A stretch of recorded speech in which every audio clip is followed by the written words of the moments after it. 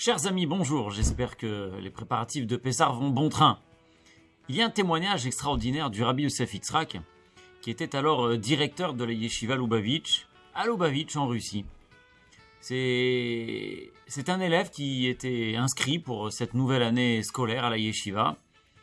Cet élève était arrivé, comme le Rabbi Yosef Yitzhak le témoigne, un élève avec des traits de caractère très grossiers. L'objectif du directeur était de faire de cet élève un élève raffiné, avec des traits de caractère modestes et agréables. Et parmi les moyens pour aboutir à cet objectif, il a mis cet élève dans les préparatifs de la Matzah Shmura. Vous savez que la Matzah Shmura ne se prépare pas la veille de Pessah, mais elle commence déjà depuis même l'automne.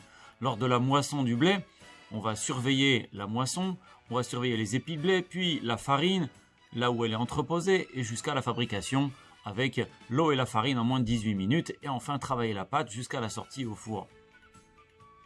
Et ce à plusieurs reprises, puisqu'on ne fait pas qu'une matzah, mais on en fait plein, voire des milliers pour tout le monde, pour toute la communauté. Et après ces quelques semaines de travaux et d'efforts, eh bien, Rabbi Yosef Yitzhak témoigne combien cet élève s'était raffiné. Ses traits de caractère avaient changé. Il continue à expliquer qu'en réalité, le fait de s'investir physiquement pour une mitzvah, eh bien, ça raffine le corps, ça raffine les traits de caractère. C'est une bonne sueur qui élève et qui raffine, qui nous amène plus proche de Dieu. Et c'est avec cette histoire que je voudrais aussi expliquer notre raison d'être en exil. Vous savez, nos ancêtres étaient en esclavage pendant 210 ans. Et puis nous aussi, nous sommes pas dans un esclavage, mais en exil, dans un malheureux exil depuis 2000 ans. Et la question se pose, nos ancêtres, qu'est-ce qu'ils ont fait pour subir cet exil en Égypte ? Nous n'étions pas encore le peuple juif. Ils n'ont pas encore fauté. Pourquoi seraient-ils punis d'être esclaves en Égypte ? Et en réalité, le rabbi nous enseigne que l'exil n'est pas là pour réparer des fautes simplement, mais l'exil est là parce que nous avons une mission à accomplir. Et nous avons des étincelles à élever. Ce sont des étincelles divines qui sont éparpillées partout, géographiquement, moralement, dans des situations. Et à chaque fois qu'on passe une nouvelle épreuve, eh bien, on s'élève, on se raffine et on prend avec nous cette étincelle divine. Et de la même manière que pour nos ancêtres en Égypte, l'objectif de cet exil était pour les préparer à un peuple et sortir riche de l'exil avec une richesse spirituelle, ensuite recevoir la Torah, puis entrer en Israël.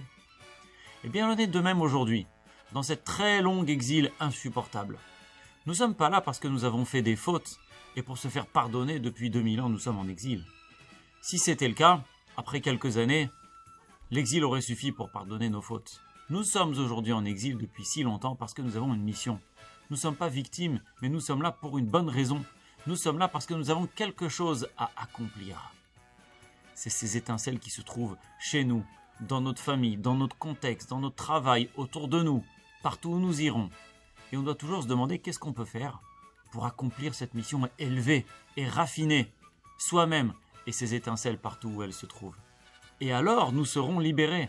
Et de la même manière que dès que cette mission était finie, nos ancêtres sont sortis d'Égypte, et plus rapidement même que prévu, eh bien nous aussi aujourd'hui, avec nos efforts et notre investissement en exil, par mission que nous sommes là, eh bien nous serons ensuite libérés pour une véritable liberté, celle où on pourra être encore plus proche de Dieu, et le monde entier sera alors dans la reconnaissance de Dieu, avec un Israël et une ville de Jérusalem rebâtie à nouveau avec le Beth Amikdash. Espérons-le cette année à Yerushalayim avec une belle fête de Pessah. Amen.